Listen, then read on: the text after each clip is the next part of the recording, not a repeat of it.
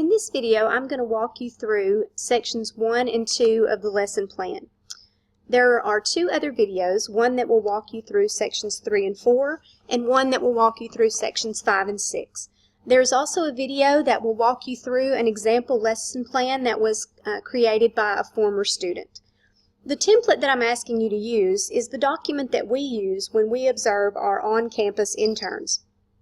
There is a place for a lot of information at the top, but for our purposes in this lesson, I just need you to tell me your name, the grade, the subject, and the date.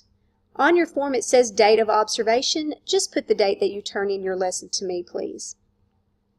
Below that, you'll notice that there are two sections, the instructional plan and the reflection.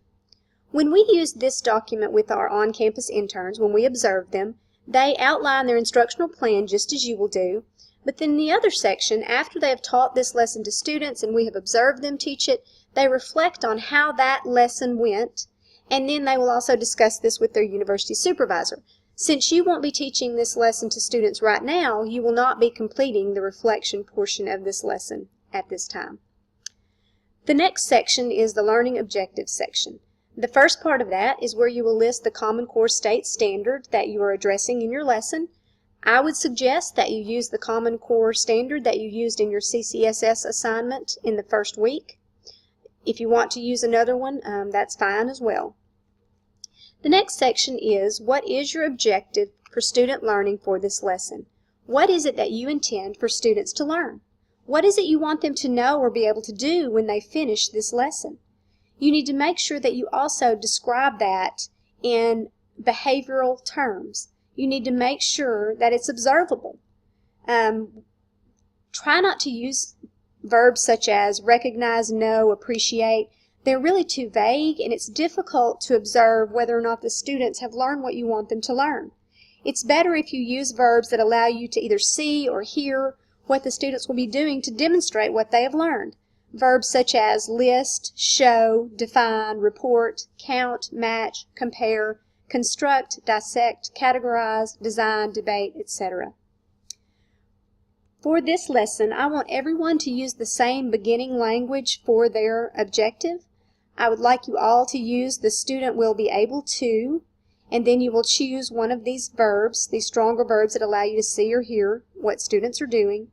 And then you will also tell me what it is they're going to be learning and how you're going to know that they have learned it. The next section, you will tell me why you've chosen these objectives. What is your rationale for choosing this objective? You need to make sure that you give me at least 2 strong answers in this part. Some examples of this are listed here below. Now keep in mind that since we're not actually teaching this lesson to students right now, you'll just have to use this hypothetical group of students.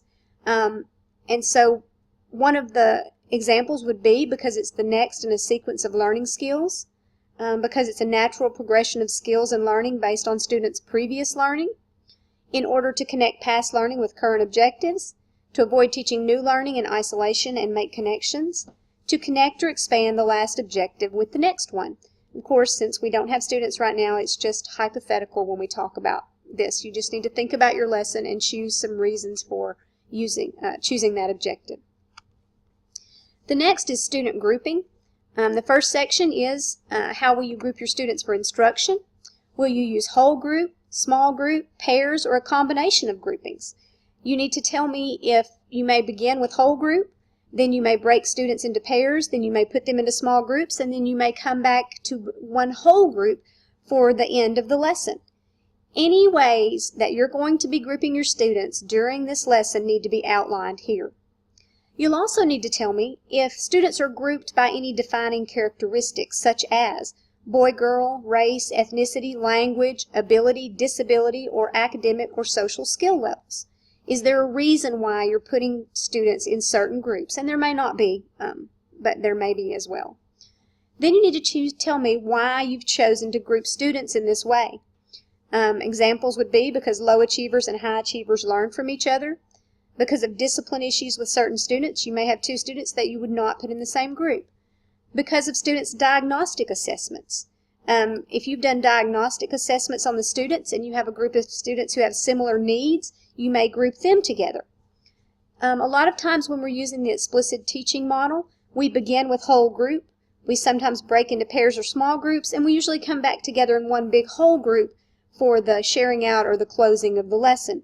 If that's what you're planning on doing, you can tell me that whole group is the most effective way to deliver the beginning information.